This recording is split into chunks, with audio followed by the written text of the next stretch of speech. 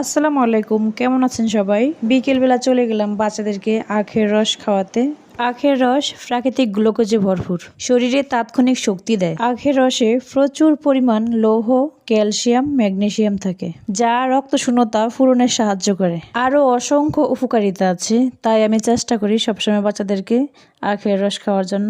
আসলে বাচ্চারা বাইরে ঘুরতে গেলে নতুন কিছু দেখা ও শেখার সুযোগ হয়। খেলাধুলা, দৌড়ঝাঁপ এবং প্রাকৃতিক পরিবেশে চলাফেরায় শরীরকে সক্রিয় রাখে। একই জায়গায় আবদ্ধ না থেকে খোলা পরিবেশে বাচ্চাদেরকে মানসিক চাপ কমিয়ে দেয়। নতুন কিছু দেখা ও অভিজ্ঞতা অর্জনের মাধ্যমে তাদের চিন্তা ভাবনা, কল্পনা শক্তি প্রসারিত হয়। এখনকার প্রজন্মের বাচ্চারা মোবাইল আর প্রযুক্তির ভিড়ে বেড়ে উঠছে। তারা যতই পড়াশোনায় মনোযোগী হোক না কেন, সুস্থতা এবং মানসিক বিকাশের জন্য খেলাধুলা অত্যন্ত জরুরি। একজন মা বাবা বা অভিভাবক হিসেবে আমাদের উচিত বাচ্চাদের শুধু পড়াশোনার মধ্যে সীমাবদ্ধ না রেখে খেলাধুলার জন্য উৎসাহিত করা।